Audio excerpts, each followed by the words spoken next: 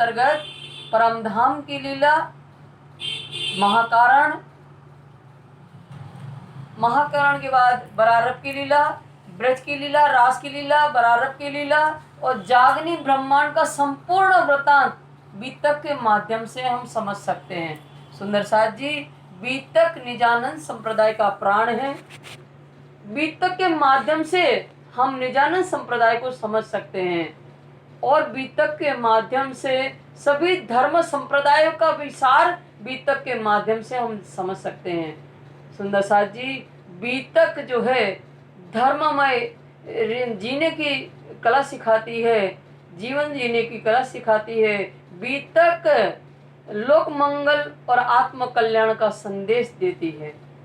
सुंदर साथ जी, ये बीतक जो है, जो स्वामी लालदास जी की बीतक है, हमारे संप्रदाय में प्रचलित अनेकों बीतक है। इसमें आपने देखा अभी चौपाई पढ़ी गई तो भविष्य पुराण की साक्षी दे रहे हैं, मंगलाचरण नहीं है, क्योंकि लालदास महाराज की ये जो बीतक है ये महामती की छाप है और ये प्रमाणित है। जब स्वामी जी अंतर्ध्यान की लीला हुई और पंचमी के दिन से बंगला जी दरबार में स्वयं लालदास जी के हृदय में महामती विराजमान हो गए और उनके द्वारा ये बीतक की रचना हुई है और अष्टमी के दिन ये बीतक पूर्ण हुई है। तो इस तरह से महामती की छाप, लालदास महाराज जी को ये सौभाग्य प्राप्त हुआ है महामती का और उनके तन से ये शोभा ली गई है बीतक लिखने की, इसलिए इसमें मंगलाचरण नहीं है। हमारे संप्रदाय में प्रचलित जो बीतके हैं उन सब में आपको मंगलाचरण मिलेगा। जैसे ब्रजभूषण जी की बीतक व्रतांत मुक्तावली, उसके अंदर मंगलाचरण है और मुकुंदास की जो बीतक है नवरंग स्वामी की, उसमें मंगलाचरण मिलेगा। जयराम कंसारा ब्रह्ममुनि जो है उनकी बीतक है करुणावती की बीतक, उसमें मिलेगा। लीला रस सागर स्नेह सखीकृत बीतक है, उसमें आपको मंगलाचरण मिलेगा।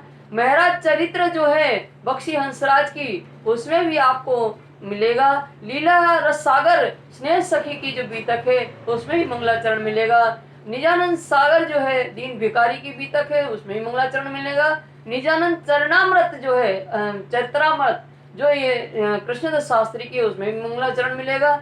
लल्लू भट्ट की जो बीतक है वर्तमान दीपक, उसमें भी आपको मंगलाचरण मिलेगा, पंजाब की बीतक है। ऐसे प्रचलित अनेकों बीतके हैं, सब में मिलेगा, क्योंकि वो जो बीतके हैं ये राइटरों के द्वारा, ब्रह्ममुनियों के द्वारा महामती लालदास जी की जो बीतक है उनका आधार लेकर के उन बीतकों को लिखा गया है। और ये बीतक जो है सेम लालदास महाराज के अंदर महामती बैठ करके आवेश के द्वारा ये बीतक का अवतरण हुआ है और उन्होंने लिखा है, लालदास स्वामी ने लिखा है और उनके अंदर आवेश के द्वारा ये अवतरित हो गई। तो ये बीतक प्रमाणित मानी जाती है। पर इसमें मंगलाचरण आएगा सुंदर साथ जी, जब पद्मावतीपुरी धाम की अष्टपहर की लीला प्रारंभ होगी उस समय मंगलाचरण प्रारंभ होगा। तो हम वाणी में देखते हैं, जब वाणी में हमने देखा कि जब खास प्रसंग का, महत्वपूर्ण प्रसंग का वर्णन होता है उसके पहले मंगलाचरण होता है। खुलासा में दो नामा जो है उसमें पहले दो नामा किताब का वर्णन होने के पहले मंगलाचरण, खिलवत के अंदर पंचरोशनी के प्रकरण के पहले मंगलाचरण आपको मिला। फिर सागर ग्रंथ के अंदर श्री राज जी का श्रृंगार तो पहले मंगलाचरण, श्री श्यामा जी का श्रृंगार तो पहले मंगलाचरण, तो जितने भी श्रृंगार है उनके पहले मंगलाचरण को आपको देखने को मिलेगा। परिक्रमा ग्रंथ में परमधाम 25 पक्ष का जो वर्णन है उसके अष्टपोहर की जो बीतक है परिक्रमा ग्रंथ में, उसके पहले जो है मंगलाचरण आपको देखने को मिलेगा। श्रृंगार ग्रंथ में धनी के श्रृंगार का वर्णन होता है, खुलेआम छाती श्रृंगार, मुकुट कमल, तो पहले आपको मंगलाचरण मिलेगा। तो ऐसे महत्वपूर्ण प्रसंग का जब वर्णन होता है तब मंगलाचरण होता है। तो पद्मावतीपुरी धाम में ऐसा कौन सा महत्वपूर्ण कार्य हुआ जिसके पहले मंगलाचरण आया? तो परम सुंदर साथ जी, पद्मावतीपुरी धाम की जो लीला है वो परम धाम की साक्षात अनुभव लीला है।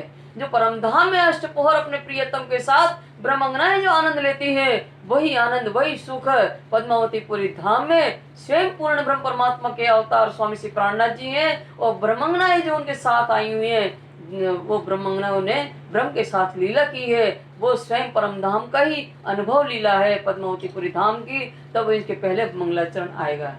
अब हम देखते हैं कि लालदास महाराज को ये शोभा मिली, तो उनका जीवन परिचय देखें कि लालदास महाराज कौन है।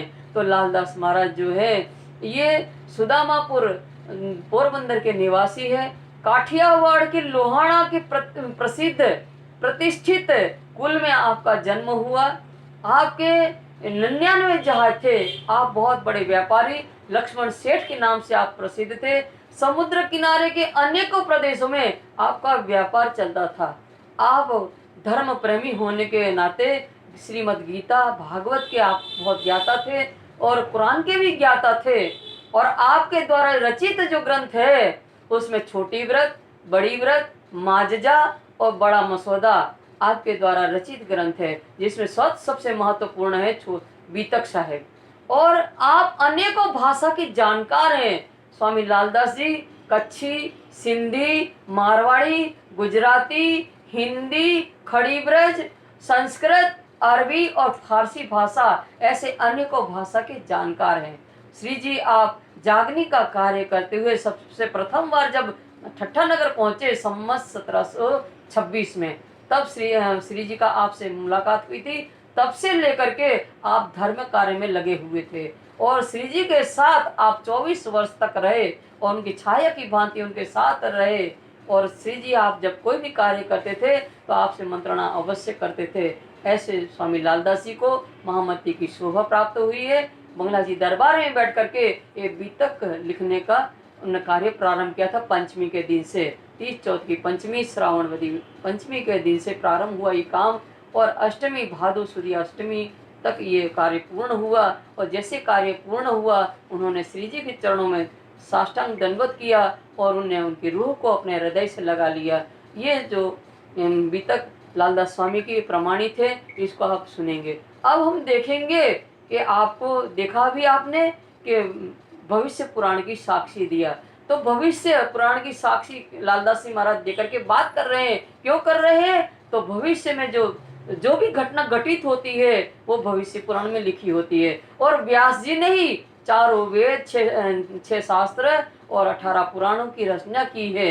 तो ये रचना व्यास जी ने की है। तो व्यास जी ने बताया कि भविष्य पुराण में उनकी भविष्य में जो किसको आना है, बुद्ध और कल्कि को आना है, उनकी भविष्यवाणी भविष्य पुराण में लिखी है।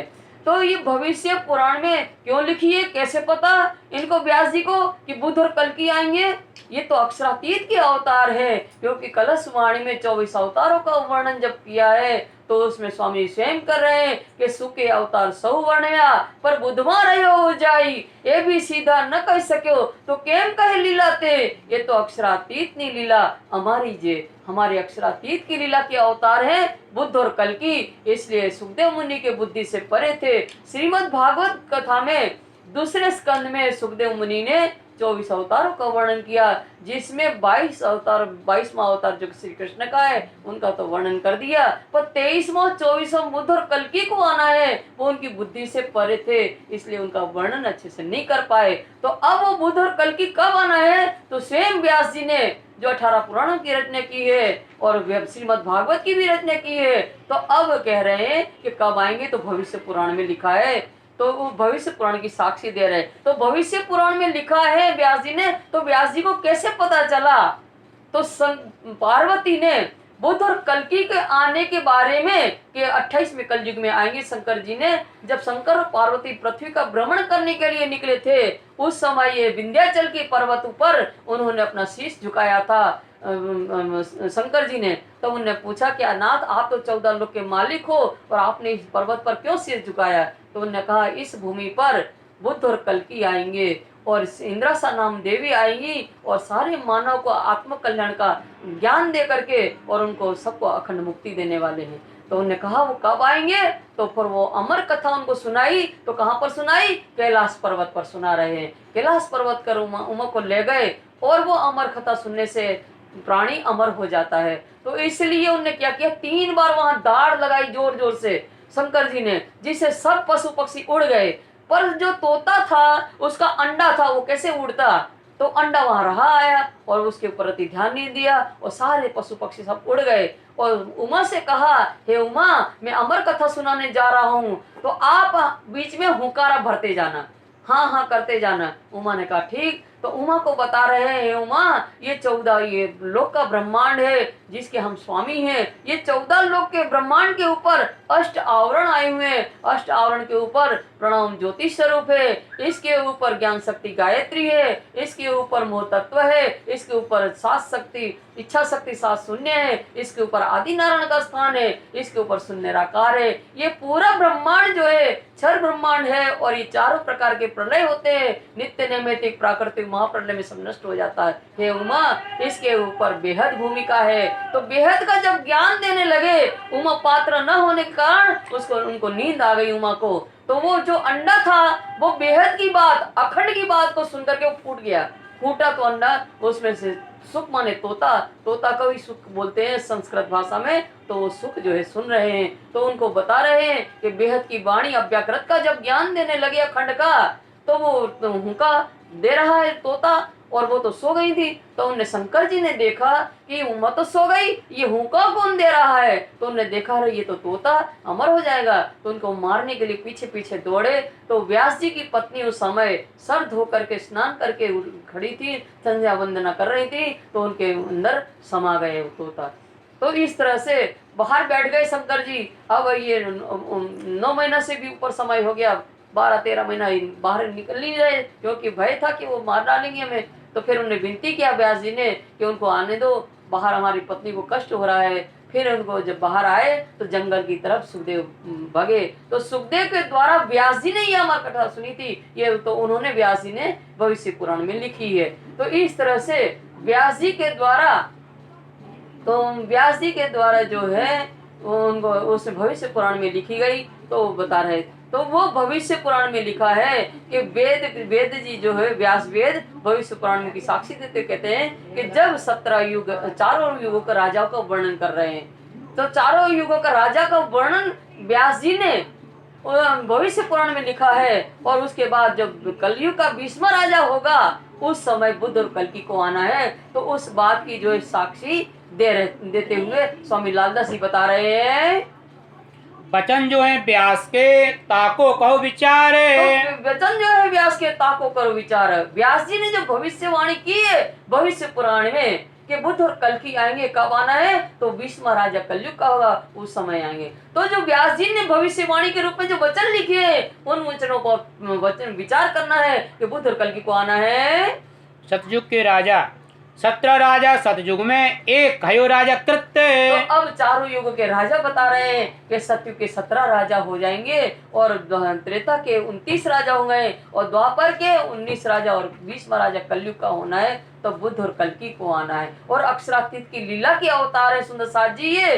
तो अब 17 राजा सतयुग का वर्णन करते हुए बता रहे हैं स्वामी लालदास जी कि एक प्रथम राजा कृत राजा हुए हैं। इन अपनी भुगति तापर भयो कृत दत्त। उन्होंने अपनी भुक्ति तापर भयो कृत दत्त है। भुक्ति का अर्थ होता है भोगना।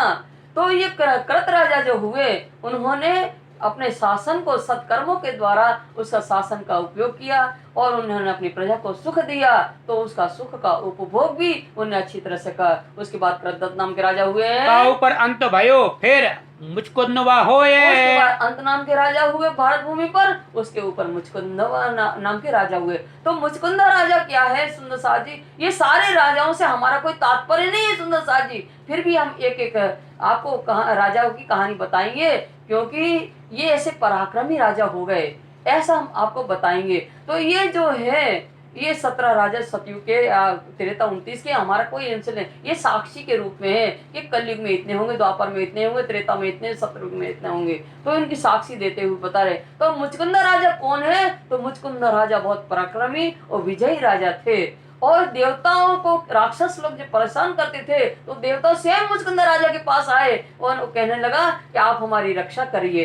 तो उनकी रक्षा के लिए कई वर्षों तक देवताओं की रक्षा करते रहे परिश्रम करके मुचकुंदा राजा।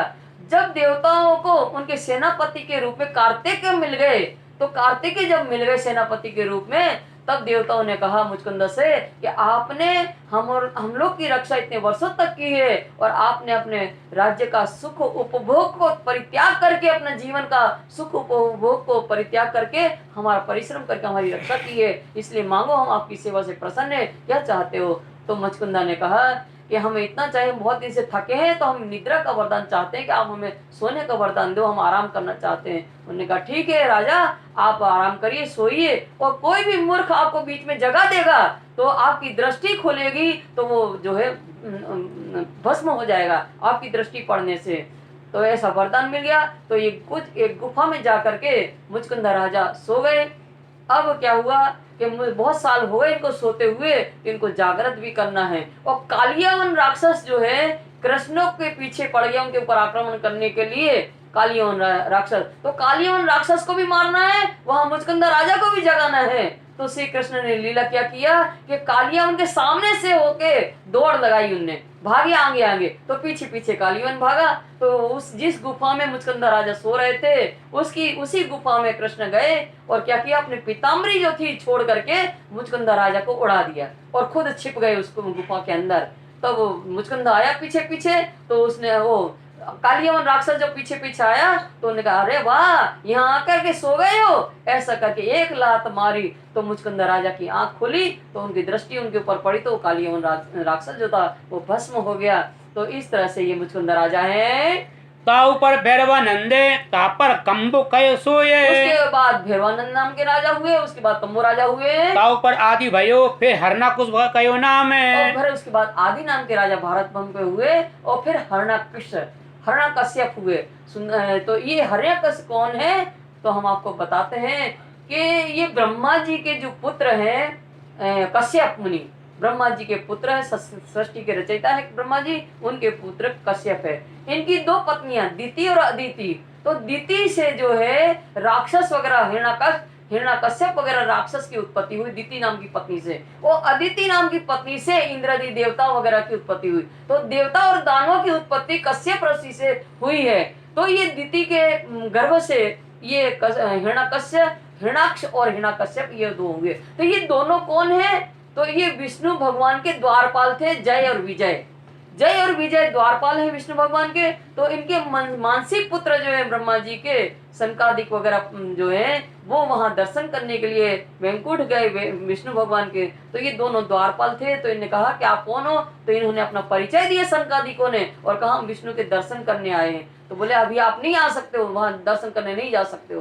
तो सनकादिक ने क्रोध में आकर के उनको हाथ में जल लग करके श्राप दे दिया कि तुम हमको भगवान के दर्शन के लिए रोक रहे हो राक्षस की भांति, तो तुम मृत्यु लोक में 3 जन्मों तक राक्षस योनि को प्राप्त होगे। श्राप दे दिया। इतने में विष्णु भगवान आए। तो श्राप से तो अब छट नहीं सकते, पर उनने कहा कि हे जय विजय, तुम्हारी मुक्ति करने के लिए मैं ही आऊंगा। विष्णु भगवान ने कहा कि तुम्हें उन राक्षस योनि से उद्धार करने के लिए 3 जन्म तक मैं ही तुम्हारे उद्धार करूंगा। ये कह दिया। अब सतयुग के सतयुग के अंदर ये दोनों हिरणाक्ष और हिरण्यकश्यप के रूप में आए, जय और विजय।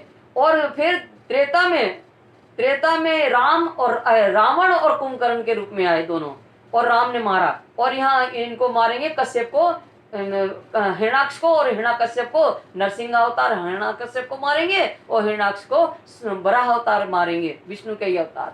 और फिर द्वापर में दंतवक्र और शिशुपाल के रूप में ये दोनों आए, इनको कृष्ण मारेंगे। और इस तरह से ये तीनों युग में ये विष्णु के अवतार जो है इनको मारते हैं। तो इस तरह से ये दो जो है राक्षस जो है हिरणाक्ष और हिरण्यकश्यप जो है, हिरणाक्ष जो था ये पृथ्वी को, 14 लोक की पृथ्वी को गेंद की तरह लेकर के पाताल में चला गया था। तो पाताल में कौन जाएगा, तो सुअर ही जाता है। तो विष्णु भगवान ने वराह अवतार लेकर के और पृथ्वी को उनसे मार करके, हिरणाक्ष को मार करके पृथ्वी को ले आए थे ऊपर। तो पृथ्वी लोक में स्थापना किया था। तो अब इनके भाई को मारा था, हिरण्यकश्यप के भाई को हिरणाक्ष को मार डाला था विष्णु भगवान ने। तो हिरण्यकश्यप की दुश्मनी हो गई थी विष्णु भगवान से। तो उन्हें तप किया कई वर्षों तक, और ब्रह्मा जी का तप करके उन्हें वर मांगा कि मैं अमर हो जाऊं, मैं किसी से न मांगू। तो उन्हें खुश तो हुए वे ब्रह्मा जी, पर उन्हें यह कहा कि ये वरदान तो हम आपको नहीं दे सकते, क्योंकि मैं स्वयं अमर नहीं हूँ, मैं भी काल के बंधन में आ जाता हूँ, तो हम आपको ऐसा वरदान कैसे दे सकते हैं। तो उन्होंने कहा तो फिर हमें ऐसा वरदान दो कि न मैं मनुष्य से मरूं, न देवता से मरूं, और न राक्षस से मरूं, और दूसरा वरदान, न मैं अस्त्र शस्त्र से मरूं, और न मैं अंदर मरूं न बाहर मरूं, और न सवेरे मरूं न शाम को मरूं। तो इस तरह से न जमीन में मरूं न आसमान में मरूं। तो इस तरह से उन्हें वरदान मांगा, उन्हें दे दिया वरदान ब्रह्मा जी ने। अब इनके यहाँ पुत्र हुआ प्रहलाद। हिरण्यकश्यप की पत्नी जो कयाधु कयाधु की पत्नी से प्रहलाद का जन्म हुआ। तो जब ये प्रहलाद माँ के गर्भ में थे तब उनकी माँ जो है श्री नारायण का संकीर्तन करती थी। तो इसके प्रभाव से राक्षस पुत्र होते हुए भी प्रहलाद परमात्मा के भक्त हो गए और इनको स्वयं नारद ने विष्णु का मंत्र जो दिया था, वासुदेव मंत्र जो दिया था, श्री कृष्ण वासुदेवाय नमः, ये मंत्र दिया था इन्हें। तो इसी का जाप करते थे ये विष्णु प्रहलाद, और उनके पिता को ये अच्छा नहीं लगता था कि मेरा दुश्मन का नाम ले रहे हैं। तो इन्हें पहाड़ से फेंकवाया, जल में बहाया, अंधेरी कोठरी में भी इनको बंद किया। पर जिनको जो परमात्मा का नाम लेते हैं उनका कोई नहीं कुछ बिगाड़ सकता है। बहन जो थी होलिका, वो भी दहन, उन्होंने कहा हमें अग्नि कुछ नहीं बिगाड़ेगी, पर वो स्वयं जल गई। पर परमात्मा के भक्तों को कुछ नहीं हुआ, प्रहलाद को कुछ नहीं हुआ। तो इस तरह से फिर एक दिन दरबार में बुलाया हिरण्यकश्यप ने कि तुम्हारा परमात्मा कहाँ कहाँ, मैं उनको मार डालूं। बोले मेरा परमात्मा तो कण कण में है। बोले इस खंबे में है, हाँ इस खंबे में भी है। तो उन्हें जोर से कदम मारी हिरण्यकश्यप ने, तो उसमें से नरसिंह अवतार, नर का शरीर और सिंह का मुख, इसलिए न वो पशु में है न वो मनुष्य में है, न मैं मनुष्य से मरूं न उनसे मरूं। तो फिर उन्होंने क्या नरसिंह अवतार लिया और फिर अस्त्र शस्त्र से नहीं तो उन्हें नाखून से उनको मारा, और फिर जमीन में नहीं और आसमान में नहीं तो अपनी जान को मारा, और तो फिर न शाम को न सवेरे तो संध्या के समय उनको मारा, और घर और बाहर नहीं तो उम्रा में मारा। तो इस तरह से उनका वध जो है हिरण्यकश्यप का नरसिंह अवतार ने किया है। ऐसे हिरण्याक्ष और हिरण्यकश्यप हुए। ताऊ पर ताके ठोर प्रहलाद भयो फिर में। उनके बाद उनके स्थान पर भारतवर्ष के राजा थे, वो हिरण्यकश्यप की मृत्यु के बाद प्रहलाद राजा बने हैं। ताऊ पर बलि लोचन ने ता पर बलि भुगत। उसके बाद बलि लोचन बलि भुगत हुए, इन्हों अपनी भुगती लोचन बलि इत। और उन्होंने अच्छे से मतलब अपने कर्तव्यों का पालन करते हुए अपने राज्य का सुख भोगा है। बलि लोचन भी हुए। ताऊ पर बानासुर ता पर कपिलाक्ष नाम है। और बानासुर कपिलाक्ष नाम के राजा हुए। कपिल भद्र ता पर भयो जरा सरिष्ठा में। और कपिल भद्र जरासय भी इष्ठाम माने भारत भूमि में राजा हुए।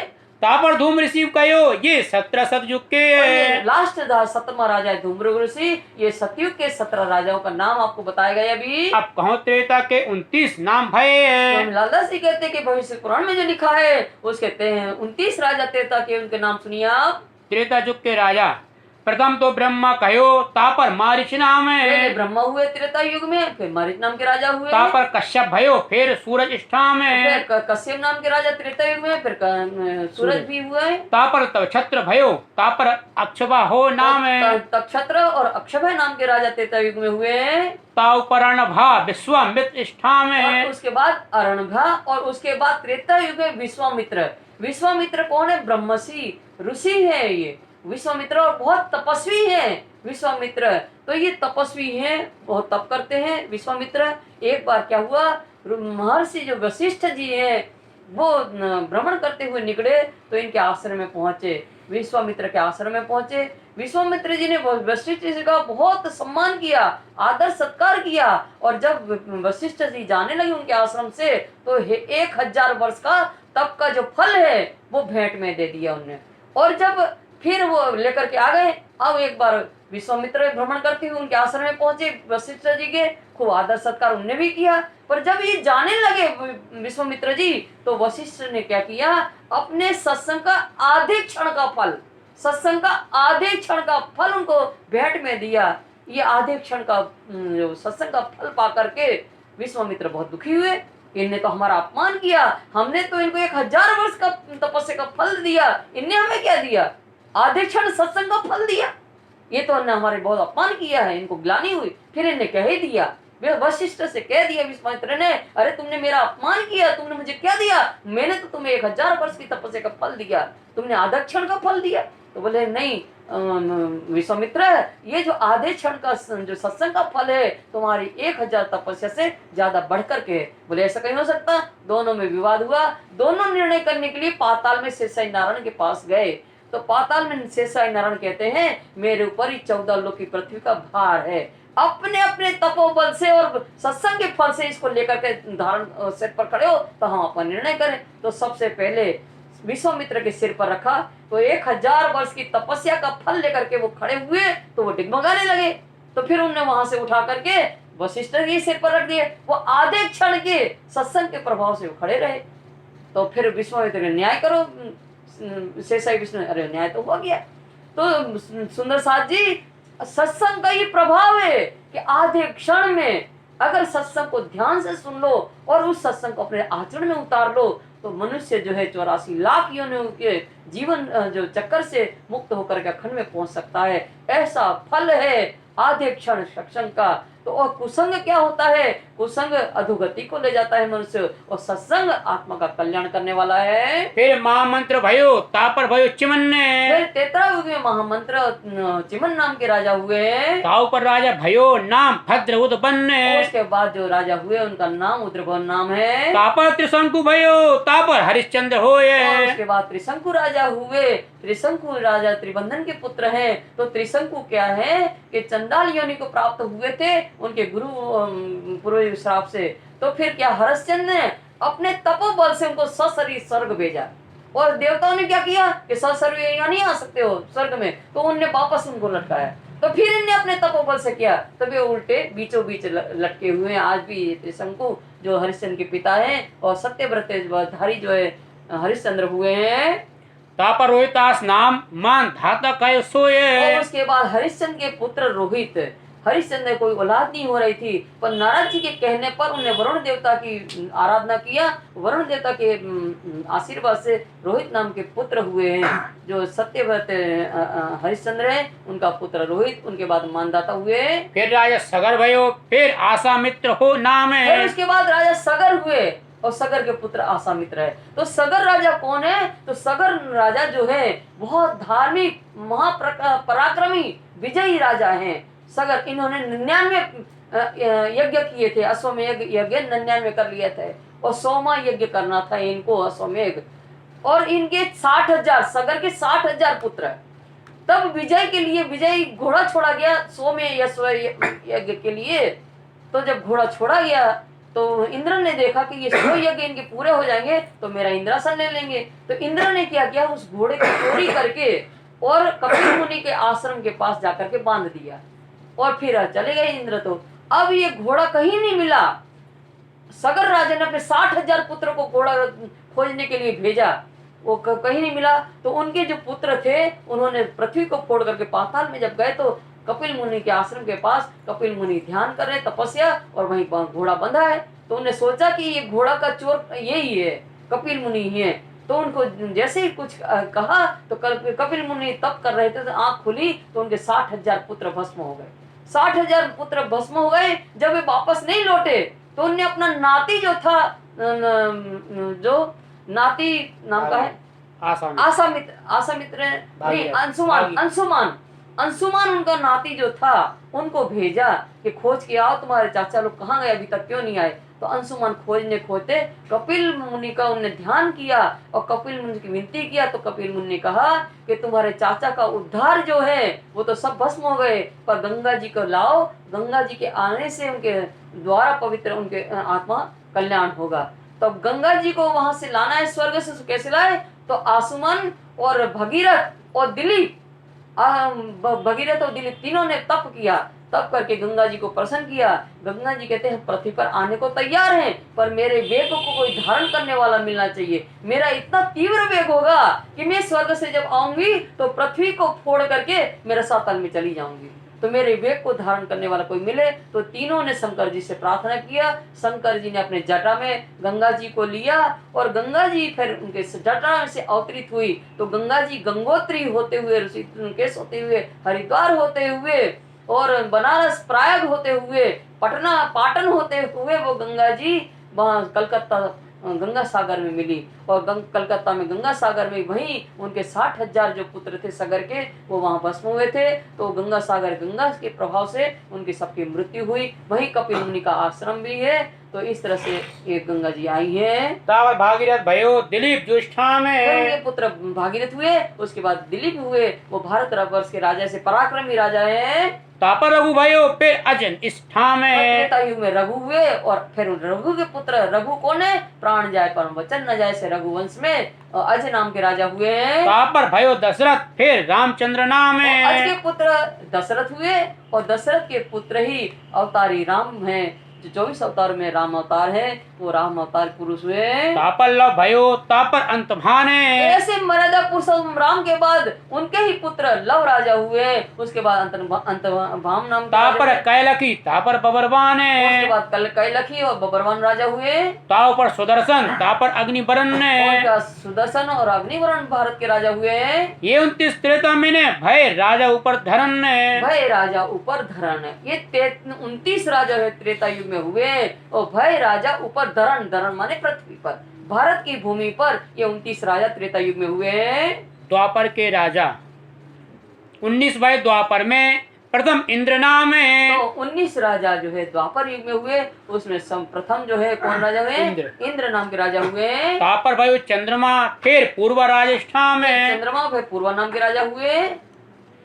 अय राजा तापर भयो निर्मोक्ष तापर होए और उसके बाद अय नाम के राजा हुए, फिर निर्मोक्ष नाम के राजा हुए।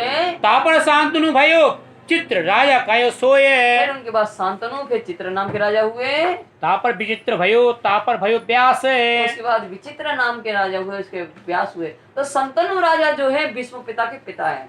संतनु राजा से गंगा के द्वारा ब्रह्मचारी भीष्म हुए, और संतनु से ही केवट की कन्या जो है सत्यव्रती, सत्यव्रती के द्वारा विचित्र वीर्य और विचित्रांग ये 2 पुत्र हुए सत्यवती, और सत्यवती के द्वारा ही पराशर के द्वारा वेद व्यास की हुई है। तो ये वेद व्यास भी सत्यव्रती के ही पुत्र हैं, और विचित्र और विचित्रांग वीर्य जो ये 2 पुत्र हुए थे संतनु के हैं। ये संतनु के राजा के सत्यव्रती के द्वारा हुए थे। पर ये दोनों रोगग्रस्त होकर, इनकी 2 पत्नियां थी, अम्बा और अम्बालिका, पर इनके कोई पुत्र नहीं था। वो रोगग्रस्त होकर के मर गई। ये विचित्र वीर्य और विचित्रांग ये दोनों मर गए।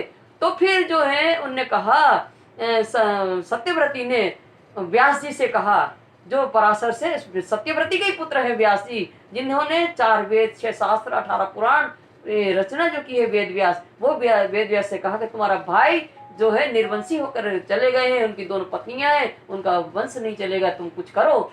उनसे कहा वेद व्यास से। तो उनने फिर अपनी योग शक्ति के द्वारा एक के धृतराष्ट्र हुए और एक के पांडु हुए।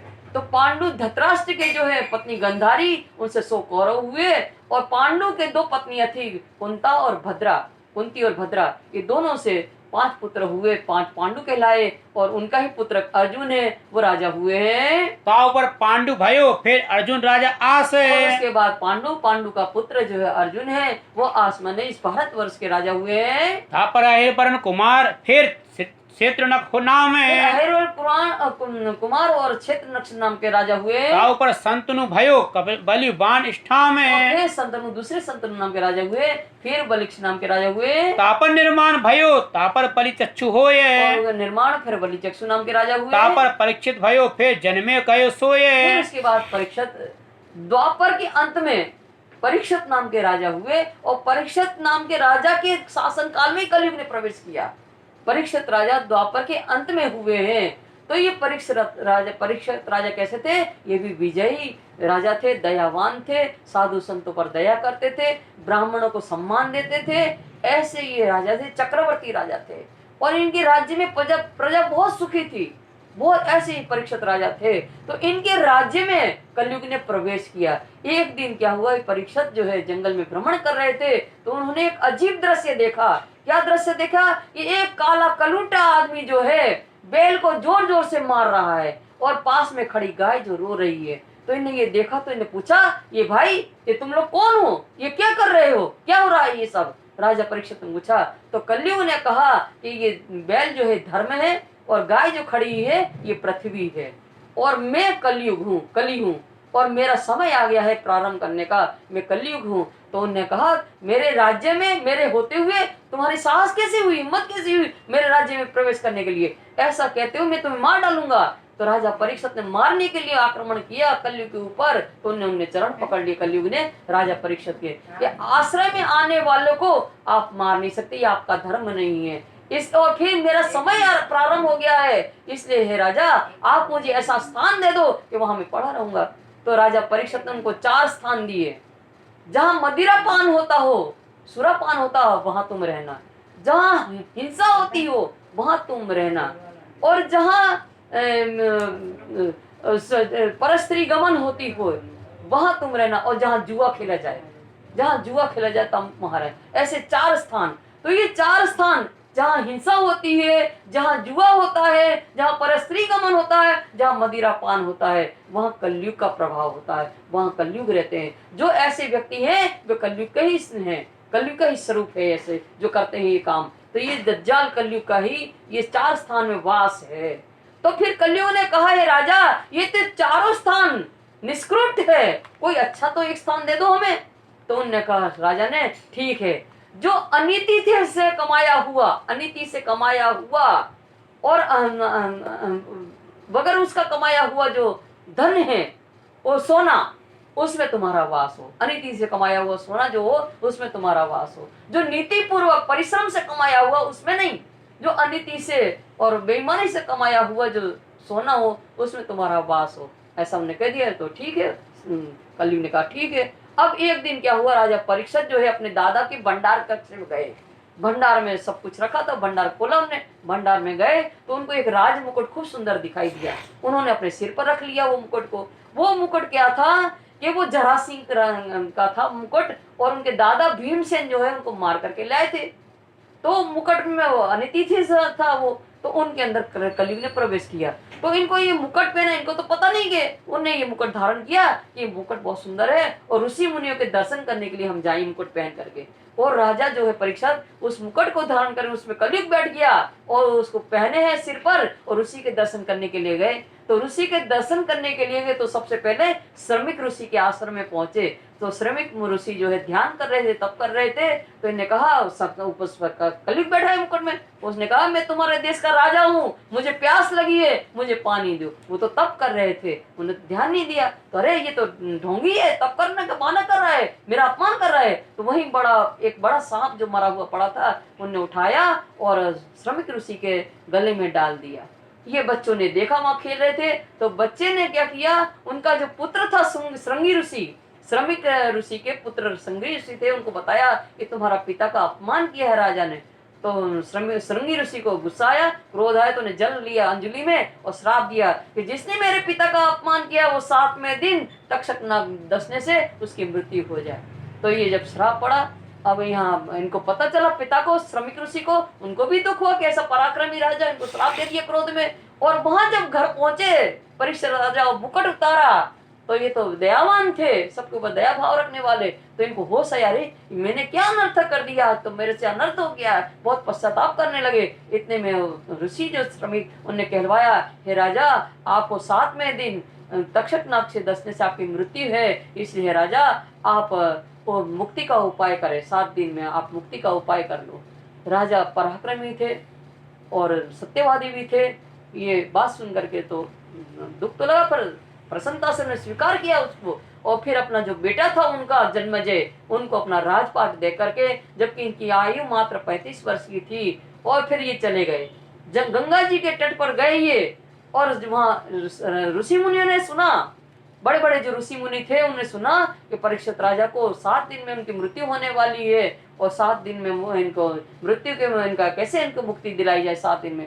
सब एकत्रित हो गए गंगा तट पर किसी को सूझ नहीं रहा। वेद व्यास वहां बैठे, शक्ति पराशर वगैरह सब बैठे, वहां हजारों वर्ष तप करने वाले ऐसे ऐसे ऋषि मुनि बैठे हैं, पर किसी को कोई उपाय नहीं सूझ रहा है। इतने में सुखदेव जो है तप करके गुफा से निकले।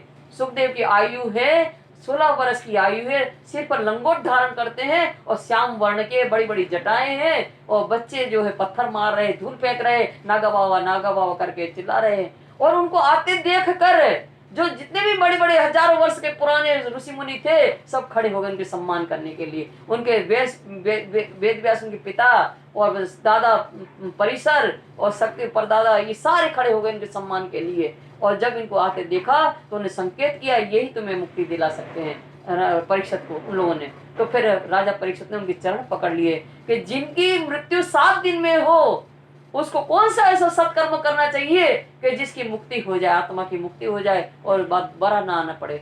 तो उन्होंने फिर बताया, सुखदेव मुनि ने पहले उन्हें बताया कि कौन से देवताओं की उपासना करने से कहाँ पर पहुंचते हैं। तो 24 अवतारों का वर्णन जो है वो द्वितीय स्कंद में है, उसका वर्णन करते हुए बता रहे हैं। फिर जो है विराट का वर्णन, विष्णु भगवान के जो स्थूल स्वरूप है, विष्णु भगवान का स्थूल स्वरूप में जो विराट का वर्णन है, उस विराट के वर्णन को बताया कि 14 लोक का ब्रह्मांड है, 8 आवरण, सारा ब्रह्मांड का वर्णन उसमें आता है। पर ये नहीं बता पाते हैं कि चारों प्रकार में प्रलय में नष्ट हो जाता है तो अविनाशी परमात्मा कहाँ रहते हैं। वो कौन बताएगा? निजानंद संप्रदाय बताएगा कि वो आत्मा का कल्याण करने वाला अविनाशी जो परमात्मा है कहाँ रहते हैं। तो इसके बाद सूक्ष्म स्वरूप का वर्णन करते हुए अपने भक्तों का प्रहलाद, ध्रुव, जड़ भरत वगैरह की कहानी इनमें भागवत में बताते हुए फिर धीरे धीरे भूमिका बांधते हुए कृष्ण लीला का 10वां स्कंद तक ले गए। और 10वां स्कंद कृष्ण की बाल लीला का वर्णन किया। और बाल लीला का वर्णन करने के बाद जब किशोर लीला का वर्णन आया तब इन्हें कह दिया था, राजा परीक्षित तुम बीच में प्रश्न नहीं करना। तो यह जो आवेश के द्वारा ये वर्णन कर रहे थे सुखदेव जी, तो कृष्ण की किशोर लीला का जब वर्णन चला तो कृष्ण की जो अंतरंग लीला का वर्णन चला तो वो नहीं सुन पाए क्योंकि वो पात्र नहीं थे, हद का जीव था राजा परीक्षित। तो उन्हें बीच में प्रश्न किया कि कृष्ण ऐसी लीला कर सकते हैं। तो जब फिर वो जो आवेश था वो चला गया। तो सुखदेव कहते हैं, हे राजा तू राजा है और कहने वाला तो उठ के गया, तू जोगी तो मैं जोगी तू राजा हुआ। वो कहने वाला तो उठ गया, हे राजा तू राजा है मैं जोगी, तो कहने वाला जो आवेश था वो तो चला गया। तो इस तरह से 12वें स्कंद में श्रीमद् भागवत को पूर्ण किया। पर 12वें स्कंद में जो कृष्ण लीला का वर्णन है रास का, या ये तो प्रतिबिंब रास का अभ्यागत के अंदर जो है प्रतिबिंब उसका वर्णन है, अखंड का वो भी नहीं है। तो इस तरह से फिर वो परीक्षित राजा कृष्ण लीला का चिंतन करते करते वो वैकुंठ पहुंचे। तो ये राजा परीक्षित है। अब को 20 कलयुग के 19 गए द्वापर रे। तो उनके बाद परीक्षित के बाद जन्मेजय राजा हुए। उसके बाद जो है अब बता रहे हैं कि 20 राजा कलयुग के हैं। उन कलयुग के राजाओं के नाम सुनिए। 19 गए द्वापर रे। द्वापर के 19 राजाओं का वर्णन हुआ भी। 29 त्रेता के कहे, 17 सतयुग पर रे। 29 त्रेता युग के राजाओं के श्रवण किए और 17 राजा सतयुग के राजाओं के श्रवण किए आपने। कलयुग के राजा अब कौन? कलयुग के प्रथम तो जदु नाम है। और कलयुग के अंदर प्रथम जदु नाम के राजा हुए कलयुग के अंदर। ताऊ पर अजयपाल, फिर महिपाल ष्ठाम है। उसके बाद अजयपाल महिपाल भी भारत भूमि में हुए राजा। ता पर गंधर्व सेन वीर विक्रमादित्य। उसके बाद गंधर्व सेन वीर विक्रमादित्य भी राजा हुए। ता पर विक्रमा चक्र, फिर भोज कयोसावित्य। विक्रमा चक्र नाम के राजा हुआ। उसके बाद भोज राजा हुए। ये प्रमाणित सब राजा हैं। तापर गौरी पातशाह, सुल्तान अलाउद्दीन नाम है। और गौरी पातशाह और सुल्तान अलाउद्दीन ये यवन पातशाह हो गए हैं भारत में। तापर नसरुद्दीन, लोड़ा, महमूद ष्ठाम है। और फिर नसरुद्दीन और लोड़ा महमूद नाम के पातशाह हुए हैं। तापर बड़ा महमूद, तापर सुरखा होए। उसके बाद बड़ा महमूद और सुरखा नाम के पातशाह भारत भूमि में हुए यवन। तैमूर लिंग तापर भयो, बाबर कयो सोए। उसके बाद तैमूर राजा पातशाह हुए और बाबर नाम के पातशाह हुए। ताऊ पर हुमायूं, ताऊ पर अकबर रे। उसके बाद हुमायूं, फिर अकबर नाम का पातशाह हुआ। तो अकबर जो है वो भी धर्म प्रेमी था। वो अपने राज खजाने से अपना पैसा नहीं लेता था अपने जीवन व्यतीत करने के लिए, तो टोपी सिलता था। अकबर टोपी बनाए और टोपी बेच करके अपना जीवन गुजरान करते थे। ऐसे अकबर राजा हुए। ताऊ पर सलीम शाह, शाहजहां तीन पर रहे। और उनके बेटे सलीम शाह हुए। उसके बाद शाहजहां हुए। शाहजहां के 4 पुत्र। शाहजहां ने ताजमहल बनाया, मुमताज की याद में शाहजहां ने ताजमहल बनवाया। शाहजहां जो था पातशाह, उनके 4 बेटे थे, शुजा, मुराद और दारूद और औरंगजेब। तो ये दारा, शुजा, मुराद और औरंगजेब। तो औरंगजेब ने क्या किया था, 40 वर्ष की उम्र में औरंगजेब का भी जन्म 1675 में है। 1675 में औरंगजेब का जन्म है। और 40 वर्ष की उम्र में अपने पिता को कैद में डाल करके शाहजहां को और सत्ता हत्या ली थी।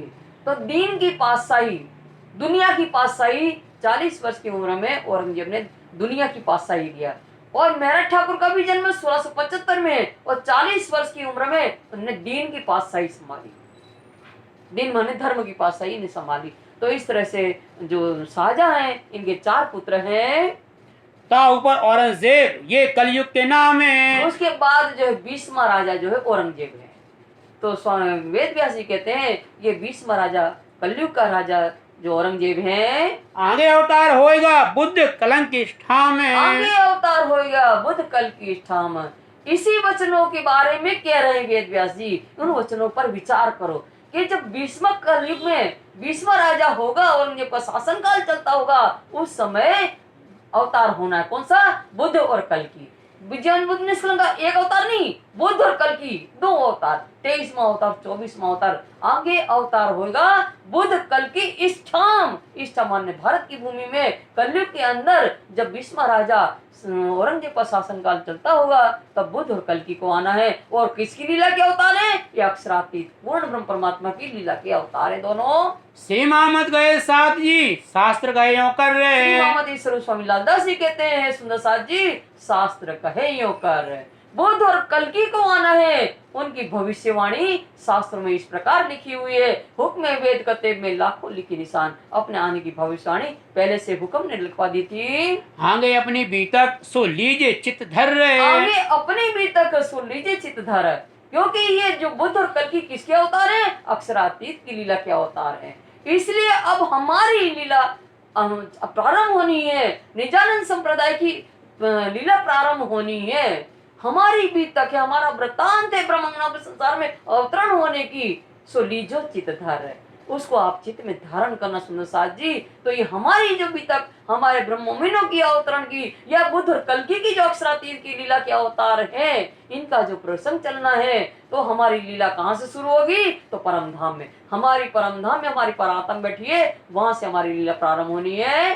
सो लीजिए चित्त धर रहे। प्रकरण 28। दूसरा प्रकरण ब्रह्म सृष्टि का खेल में आगमन। हाँ। अब कौन फेर के मूल मिलावे की बीतक। अभी आपने सुना कि ब्रह्म का संसार में खेल में आने का जो प्रकरण इसके ऊपर चल रहा है। तो ये ब्रह्मांगनाएं संसार में खेल देखने कैसे आई? कैसे बुद्ध और कल्कि 23वां 24वां अवतार जो है अक्षरातीत का है, वो कैसे आए, कैसे अवतरण हुआ? तो उसकी बात बताते हुए बता रहे हैं। अब कहूँ फेर के मूल मिलावा की बीतक। अब कहूँ फेर के, ऐसा फेर के माने फिर से। अब वो कह रहे हैं अभी क्या किया? अभी भविष्य पुराण की साक्षी दे करके आपको बताया कि बुद्ध और कल्कि को आना है, भविष्य पुराण में लिखा है। तो भविष्य पुराण की साक्षी दे करके अभी आप लोग ने सुना। अब कहूँ फेर के, अब फिर से स्वामी लालदास जी कहते हैं कि मूल मिलावा की बीतक। वो मूल मिलावा कौन से है? परमधाम में रंग महल के अंदर जो प्रथम भौम में मूल मिलावा है। ऐसे तो 4 चौरस 4 गोल ऐसे 36 फेरावा है। तो इसी हवेली को मूल मिलावा क्यों कहा? गोल के 4 फेरावा है गोल हवेली के, इसको मूल मिलावा क्या क्यों कहा? क्योंकि सुंदर साथ जी, हमारी आत्म का 12,000 आत्म का मूल कौन है? पूर्ण ब्रह्म परमात्मा अक्षरातीत, वो हमारी आत्मा के मूल है। वो मूल स्वरूप, वो पूर्ण ब्रह्म परमात्मा और उनके मिलावा 12,000 का मिलावा, वो उनके चरणों में बैठा है। इसलिए उस हवेली को क्या कहते हैं? मूल मिलावा। जो प्रियतम हमारी आत्मा का मूल है, वो सिंहासन पर विराजमान है, वो मूल। और उनको घेर करके मिलावा जो है 12,000 का, वो बैठा है इनके चरणों में। तो इसलिए उस हवेली को क्या बोला? मूल मिलावा। मूल मिलावा की हवेली में हमारी परात्मा बैठी हुई है। जैसी आज्ञा धनी की सो बाता बुजरक के। उस मूल मिलावा में पूर्ण ब्रह्म परमात्मा ने हमारे ऊपर जो आज्ञा की हमारे ऊपर अक्षर ब्रह्म के ऊपर आज्ञा करना है। तो आज्ञा किया खेल देखने की आज्ञा, हमारी इच्छा अक्षर ब्रह्म के खेल देखने की थी और अक्षर ब्रह्म को ब्रह्मांगनाओं के खेल देखने की इच्छा थी। इन दोनों की इच्छा पूर्ण करने के लिए जो आज्ञा दी थी धनी ने, वो बाता बुजरक। बुजरक माने बहुत महत्वपूर्ण बात है। वो पहले मूल अद्वैत में होम जान सकते। तो अब वो आज्ञा जो दी थी वो कैसे दिया, कौन सा कारण बना? तो बता रहे हैं स्वामी लालदास जी के पहले मूल अद्वैत में भौम जहाँ सक, वो कारण बता रहे हैं। वो आदेश जैसे कैसे दिया, कौन से कारण से दिया, क्या हुआ कि जिसके कारण आदेश देना पड़ा। और उस आदेश का प्रसंग बता रहे हैं इस चौपाई में कि पहले मूल अद्वैत में भौम जहां ईसक। हे सुंदर साथ जी, वो अद्वैत भूमिका है परम धाम, और ये संसार कैसा है, द्वैत है। यहाँ दो है, हर वस्तु दो है, सुख दुख है, जन्माना मरना, मिलने से सुख, बिछड़ने से दुख होता है। दो वस्तु है, प्रत्येक चीज का दो वस्तु है, तो द्वैत भाव है यहाँ। और वहां क्या है, अद्वैत है। अद्वैत कैसे है सुंदर साथ जी, जबकि वहां देखते हैं हम कि सत्य चिद और आनंद 3 और अक्षर लक्ष्मी जी 5 हो जाते हैं। तो फिर अद्वैत कैसे हुआ, एक कैसे हुआ। अद्वैत का मतलब है एकत्व, एक, वो अद्वैत कहलाता है। तो सुंदर साथ जी, सत्य सत्य चिद आनंद से परिपूर्ण वो पूर्ण ब्रह्म परमात्मा है, वो स्वलीला द्वैत है। अपनी लीला करने के लिए ही वो द्वैत है। तो स्वलीला द्वैत कहलाते हो पूर्ण ब्रह्म परमात्मा, जो सचिदानंद स्वरूप है, सत्य के वगैरह भी अधूरे है और आनंद के वगैरह भी अधूरे है, चिदन स्वयं है। तो सचिदानंद स्वरूप, जिसको सुंदर साथ जी कुरान में इन सत्य चिद आनंद की जो व्याख्या की है वो कुरान में इस तरह से है। तो कुरान में सत्य को क्या कहते हैं, नूर, और चिद को क्या कहते हैं, हक, और आनंद को क्या कहते हैं, इश्क। इश्क, हक और नूर। तो सच्चिदानंद स्वरूप जो पूर्ण ब्रह्म परमात्मा का स्वरूप कैसा है, तो नूरमय है, ये नहीं कहेंगे है, तो नूरमय है। फिर कैसे है, वो हक है, मतलब सत्य है। वो हक का अर्थ होता है सत्य भी है। और तीसरा कैसा है इनका स्वरूप, इश्कमय है।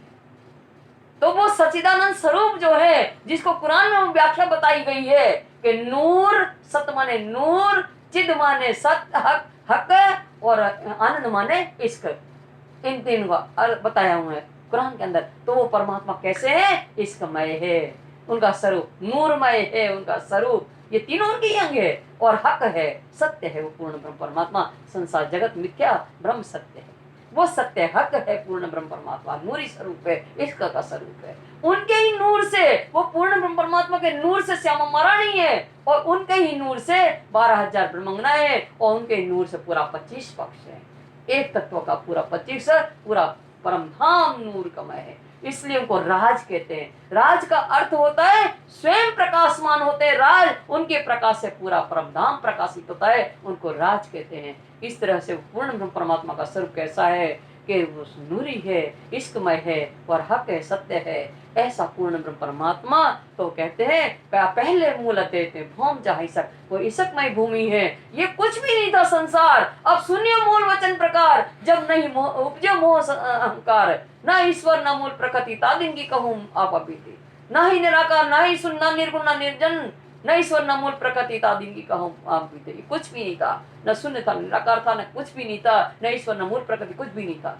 तब हम थे कहाँ, भयम ईसक अद्वैत, मूल अद्वैत में, वो परम धाम जहाँ पूर्ण ब्रह्म परमात्मा जो नूरी स्वरूप वो रहते हैं, जो ईसकमय स्वरूप है, जिनका नूरमय स्वरूप है, जो हक है, सत्य है, और वो अद्वैत भूमिका में रहते हैं। वो हम जहाँ ईसक, इश्कमय भूमि है, वो इश्क ही इश्क है, प्रत्येक कण में इश्क ही इश्क है। इश्क शब्दातीत साक्षात पूर्ण परमात्मा का स्वरूप है, वो इसमें पूर्ण वहाँ लीला होती है। तो हमारा घर परम धाम कैसा है, वो क्या लीला होती है, वहाँ हम रहते थे, हमारी परात्म रहती है। तो वो हमारा घर परम धाम कैसा है कि 50 करोड़ योजन का लंबा चौड़ा वो हमारा घर परम धाम है, और उसके बीच सेंटर में हमारा रंग महल है।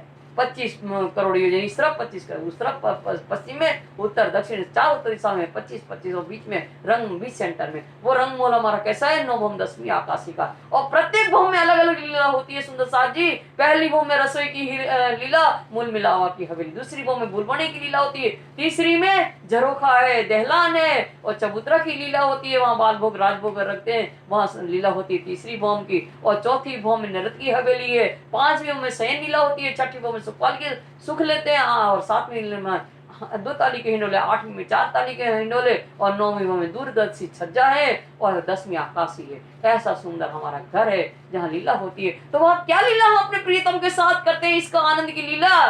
तो 5वीं भौम में शयन करते हैं रात्रि के 9 बजे से 6 बजे तक, और 6 बजे वहां से उठ करके तीसरी भौम का जो झरोखा है 10 मंदिर का लंबा, 2 मंदिर का चौड़ा, बीच के मेहराब में खड़े हो जाते हैं राज्य श्यामा जी ऐसे हाथ डाल के, और वंश सिंचत अमृत घात है, एक दृष्टि डाली पूरा 25 पक्ष तृप्त हो जाता है, नूर की खुराक मिल जाती है। वे 4 सखी जो है राज्य महाराज को 4 मंदिर का जो दहलाने वहां श्रृंगार करवाती है तीसरी भौम के अंतर्गत। और तीसरी भौम के अंतर्गत 6,000 मंदिर की 2 हार आई है। उसमें दूसरी हार का पहला मंदिर आसमानी है, वहां श्यामा महारानी को 4 सखियां श्रृंगार करवाती हैं। बाकी के मंदिरों में सब ब्रह्मांगनाएं अपने अपने श्रृंगार करके और फिर श्यामा जी के पास आकर के फिर श्यामा जी के साथ मिल करके रस मिला वाले चलिए अपने संग सुबान किया चाहे सब का अंग आए लिए खड़े मेहरबान और लेकर के राजी महाराज के पास आती हैं और सुभान हमें सम्मान इस ले लेते हैं। और फिर 4 मंदिर का जो चबूतरा है 28 स्तंभ के चौक से लगा हुआ, वहां बाल भोग रुकते हैं और 7:30 बजे अक्षर ब्रह्म दर्शन करने आते प्रतिदिन। और 9 बजती है तो कई सखियां नवरंग भाई का नृत्य चलता रहता है, कहती आवे कहीं बैठे कहीं वनों में जाती हैं और फूलहार लाती हैं और फूलहारों से अपने प्रियतम का श्रृंगार करवाती है 9 बजे। और जब 11:15 बजती है तो लाड़वाई आती है, कहती है धनी आ गया हो तो थाल भोग लाए। और श्री जी आती जी भूमि में रोकते हैं और 12,000 परोसने वाली है प्रथम भूमि से लाती हैं।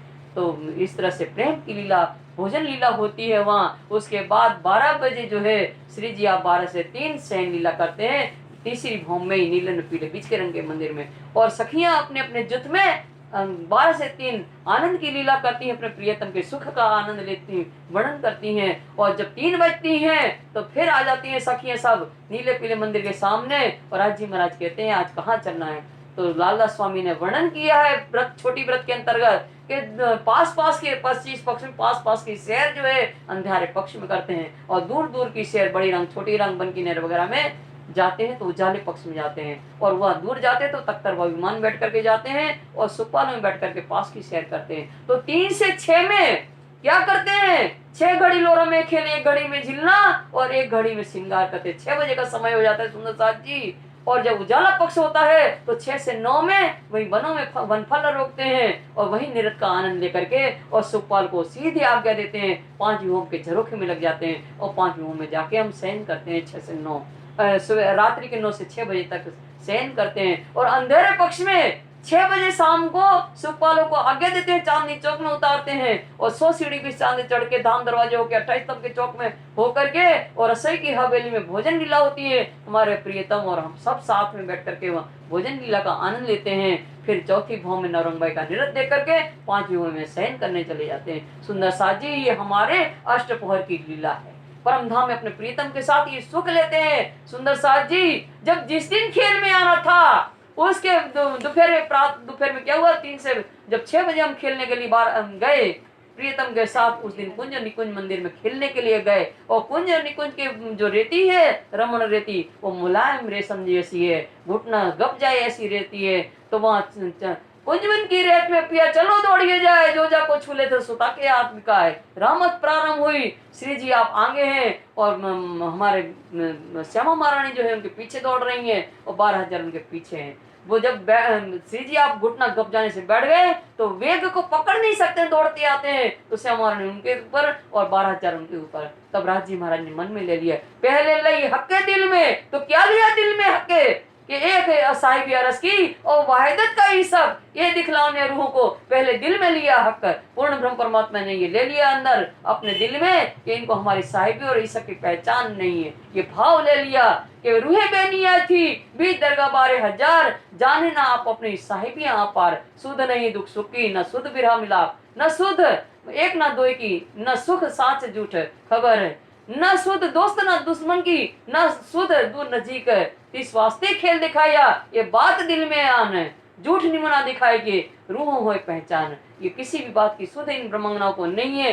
धनी ने भाव ले लिया ताप पीछे हादी नूर में आई अक्षर ब्रह्म के अंदर। अक्षर ब्रह्म ही रोज प्रतिदिन दर्शन करने आते हैं 7:30 बजे अपने अक्षरधाम से केल के पुल से आते हैं बट के पुल से आते हैं चांदनी चौक में दर्शन करके बट के पुल से चले जाते प्रतिदिन आते हैं। बस जिस दिन खेल उनको दिखाना है तो स्वयं धनी ने उनके अंदर भी प्रेरणा उत्पन्न करवा दी अक्षर ब्रह्म के अंदर कि अक्षर मन उपजी आस देखो धनी जी को प्रेम विलास। उनके मन में भी प्रेरणा उत्पन्न करवा दिया कि कैसा ईसक बड़ी रुसो कैसा ईसक साथ रुअन ब्रह्मंगना के साथ प्रियतम कैसा ईसक की लीला करते हैं। उनके अंदर प्रेरणा उत्पन्न करवा दी कि हमें धनी दिखा हुई है। हम जब दर्शन करने आते हैं मधुर मधुर संगीत की आवाज आती है धनी कौन सी लीला होती है हमें दिखाइए। और पीछे हादी रुहन में उनके बाद हादी रुहन में भी प्रेरणा धनी ने उत्पन्न करवा दिया कि अक्षर ब्रह्म रोज दर्शन करने आते हैं। धनी ने ऐसा देखा हमको सामने रोज दर्शन करके चले जाते पता ही नहीं चलता। तब सखियों ने देखा कि धनी कहाँ देख रहे हैं, तो जैसे कठड़ा से लग गई वो तीसरी उंगली जरूर के कठड़े से, तो अक्षर ब्रह्म दर्शन करके जा रहे, लौट रहे, उनकी पीठ देखी। ना अक्षर ब्रह्म ने ब्रह्मंगनाओं को देखा, ना ब्रह्मंगनाओं ने अक्षर को देखा है। क्योंकि आप सुंदरसाज जी निस्बत का जो प्रकरण है सागर ग्रंथ के अंदर, आप उसमें पढ़ लेना कि धनी किसी के ऊपर प्रसन्न हो जाए तो नेक दीदार अपना करवा देते हैं, पर प्यारी निस्बत रखे छिपाए अपने निस्बत ही ब्रह्मंगनाओं के दर्शन दीदार नहीं होने देते हैं। तो इसीलिए अक्षर ब्रह्म ने सिर्फ पीठ देखी ब्रह्मंगनाओं ने, तो ब्रह्मंगनाओं ने पूछा कि ये कौन है, तो उन्होंने कहा मेरा ही अंग सत अंग है, और ये बाल लीला करता है, बाल लीला करते हैं। कभी कभी कह जाते हैं कि मेरा बाल स्वरूप है। सुंदर साज जी अगर बाल स्वरूप अक्षर ब्रह्म को कहते हैं तो द्वैत हो जाएगा परम धाम में, इनका पहले ही आए और बाद में ही अक्षर ब्रह्म आए। बाल स्वरूप नहीं है, हम रोज प्रत्येक दिन भोग में गाते हैं कि स्वरूप एक है लीला दो, वो तो खेलत बाल चरित्र, वो ये तो लीला है किशोर। रंग महल के अंदर जो लीला होती है अपने प्रियतम के साथ, वो किशोर लीला होती है, और अक्षर ब्रह्म जो लीला करते हैं वो बाल स्वभाव से बाल लीला करते हैं। बाल लीला क्या होती है कि जैसे बच्चे लोग जो हैं बरसात के दिन रेती गीली हो जाती है ना, तो पैर ऐसा डाल के उस पे माटी से थोप करके धीरे से पैर निकाल देंगे, तो ऐसा मकान तैयार करते हैं और खेलने के बाद कूद के मिटा देते हैं। ऐसे ही अक्षर ब्रह्म एक पांव झलक में, एक पांव पल के झपकने मात्र से करोड़ों ब्रह्मांड बनाते हैं, मिटा देते हैं। ये बाल लीला करते हैं अक्षर ब्रह्म। तो उन्होंने कहा धनी ने कहा कि मेरा ही स्वरूप है, ये बाल लीला करते हैं, ऐसे ब्रह्मांड बनाते हैं झूठे और दुख रूपी ब्रह्मांड बना करके मिटा देने। तो धनी आप हमें 25 पक्ष में हर जगह ले जाते हो, आज तक आपने अक्षर ब्रह्म के बनाए हुए खेल को क्यों नहीं दिखाया, आपने आज तक ये बात क्यों छिपाई। इससे ये प्रमाणित होता है कि इसका हमारा ज्यादा है। आशिक और मासूक प्रियतम प्रियतमा में कोई बात छिपाई जाती ही नहीं है, कोई भी बात छिपाई नहीं जाती है। आज तक आपने ये बात छिपा करके रखी, इससे ये जाहिर हो रहा है कि इसका हमारा ज्यादा है। वहां इस रबत का कारण बनाया, ये कारण बना, वहां हमने बहस किया। धनी सवेरे प्रातः 9 बजे की बात है। उसके बाद जब 3 बजे का समय हुआ, नीला पीले मंदिर के दरवाजे खुले, तब राजी महाराज ने तो मैंने मन में ले ही लिया था और दोनों के अंदर प्रेरणा उत्पन्न करवा दिया था धनी ने स्वयं। तो धनी कहते हैं श्यामा महारानी से, आज ब्रह्मंगनाएं बहुत प्रसन्नचित होकर के आई हैं, पूछो इनसे आज कौन से घाट जाना है। सबने एक स्वर में कहा तो हम अक्षर का ही घाट जाएंगे, अक्षर का ही खेल दिखाना है। तो कहीं अलग तो कर नहीं सकते हैं, हमें अपने प्रियतम हमें अलग नहीं कर सकते हैं। परम धाम से इतनी सी वस्तु भी यहाँ नहीं आ सकती है, एक कण भी नहीं आ सकता, क्योंकि वो चेतन है और ये जड़ है, ये अंधकारमय है, वो प्रकाशमय है। प्रकाश वस्तु जब अंधकार में आ जाए तो अंधकार दूर हो जाएगा, मिट जाएगा ये। तो इसलिए वहां से कुछ नहीं आ सकता। तो वहां से हम कहाँ आए, नीचे तले की भौं में मूल मिलावा में, जहाँ प्रियतम हमारे बैठे और चरणों में हमारे बैठा है, वहां ईसा धनी ने हमें अंदर से उपजाया और उसके बाद ऊपर से मना कर रहे हो, खेल तुम्हारे देखने लायक नहीं है, वो तुम सब भूल जाओगे, वहां मुझे भूल जाओ, अपने आप को भूल जाओगे, अपने घर को भूल जाओगी। वो ऐसा दुख रूपी खेल है, वहां जाकर के आगे पानी पत्थर पूजोगी, मुझे भूल जाओगी। रूहें बड़ी रूह सब मिलके बहस किया अक्सो, हम तुम्हारे आशिक इसके हम हो, बड़ी रूह के तुम साथी सब है, पर इश्क मेरा काम, अव्वल हक और रूहन को इसके में मेरा आराम।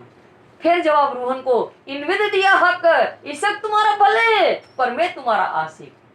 हक कहे मैं रबद न करूं, कर दिखाऊं तुम्हें, इश्क मेरा तब देखो जब नेक न्यारी हो मुझसे। प्रियतम कहते हैं कि रसूल आवेगा तुम पर, ले मेरा फुरमान, तुम कहोगी कहाँ कसम, कैसा खेल कौन हम।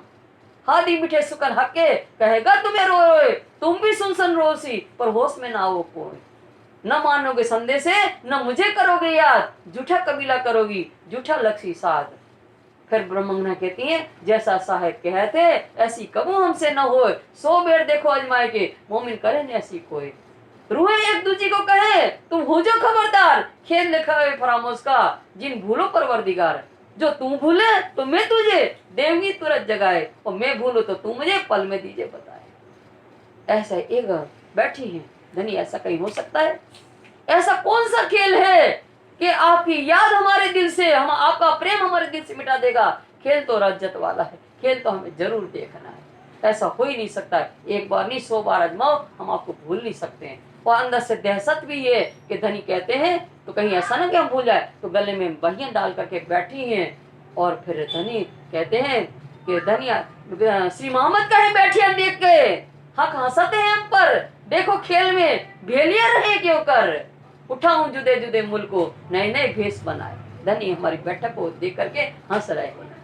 और धनी जब हम आने लगे तो धनी ने कहा अलस्तो बेरकुम, अलस्तो माने मैं ही हूँ, कुम माने तुम्हारा, रब माने परमात्मा, हे रूह मैं ही तुम्हारा परमात्मा हूँ। तो क्या कहा, भले, रूह ने कहा भले, बेशक आप हमारे प्रिय था। तो ये बेशक जो भले हमने कहा था वो भी आवाज अभी कान से हटा नहीं, इतना भी समय नहीं हुआ सुंदर साथ जी। और फिर कह दिया कि जब मुसलमान लोग उजू करते हैं और जल हिलता है, वो जल हिलना भी बंद नहीं हुआ। और फिर कह दिया प्रकाश ग्रंथ के अंदर कि पत्तों की गड्डी लगा करके रखो और फिर तीर मारो, तो एक पत्ते से दूसरे पत्ते में एकदम एकदम सरसराता निकल जाता है, फिर एक पत्ते से दूसरे पत्ते में जाना जाता है ना तीर, उतना भी समय नहीं हुआ। फिर चौथा उदाहरण और दिया कि गाय के सींग के ऊपर राई का दाना रखो तो कितनी देर नहीं ठहरता, उतना भी समय नहीं हुआ। फिर कह दिया कि हम बैठते हैं तो गर्म हो जाती है जमीन, बैठक गर्मी ना टली, उतना भी समय नहीं हुआ। तो इस तरह से जब हमने जिद किया खेल देखने की, तो धनी ने क्या किया, अक्षर ब्रह्म के मन में भी उपजाया था, तो अक्षर ब्रह्म के ऊपर इच्छा रूपी आवरण अक्षर ब्रह्म के ऊपर डाला और वहां अक्षर ब्रह्म की तरफ दृष्टि किया। इतने में क्या हुआ, संसार की रचना तारतम्य की प्रणालिका में लिखा है कि अव्याकृत के अंदर जो गोलों की सामग्री है, गोलों की लीला हो रही है अव्याकृत के अंदर, वो अव्याकृत के अंदर की गोलों की सामग्री सारी ब्रज के अंदर आ गई, ब्रज के अंदर आ गई। और ब्रह्मा जी जो है 51 वर्ष के 50 वर्ष के हो गए, और 91 वर्ष का पहला महीना और पहले महीना का पहला दिन, उस पहले दिन के अंदर 7 वरुण 7 मनु 7 इंद्र राज्य कर गए। और 28वां मनु वैवस्वत मनु का 28वां कलयुग चल रहा था, तब हम आए। तो ये अब उतनी सारी दृष्टि अपनी सारी, ये इतनी सारी हुक्म की ने खेल की सारी रचना करके वो हुक्म को धनी ने वहां से अक्षर ब्रह्म की तरफ से नजर हटा करके श्यामा महारानी की तरफ डाला। उतने में इतना सब समय निकल गया, उतने में। और वो हुक्म को जो खेल रूपी रचना की थी हुक्म ने, उस हुक्म को श्यामा महारानी के अंदर रख दिया।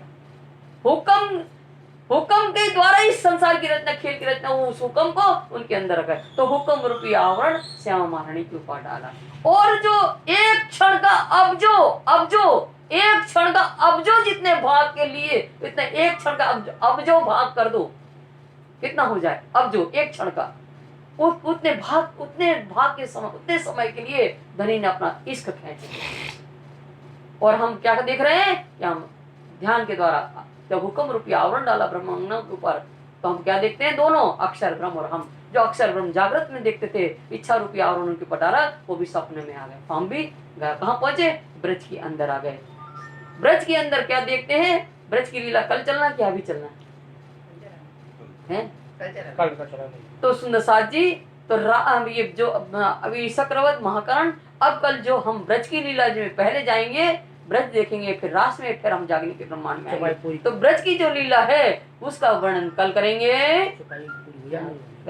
कहाँ प्रेम रबद में भया हुकुम हक, वहाँ जो प्रेम संवाद हुआ उसमें धनी ने आज्ञा किया, खेल देखने की आज्ञा हमारे दो ऊपर किया, अक्षर ब्रह्म के ऊपर भी हुक्म जो इच्छा रूपी आवरण डाला आज्ञा के फलस्वरूप, और हमारे ऊपर हुक्म रूपी आवरण डाला। तो हम दोनों हमारी इच्छा को पूर्ण करने के लिए सबसे पहले ब्रज में आएंगे, वो कल प्रसंग होगा।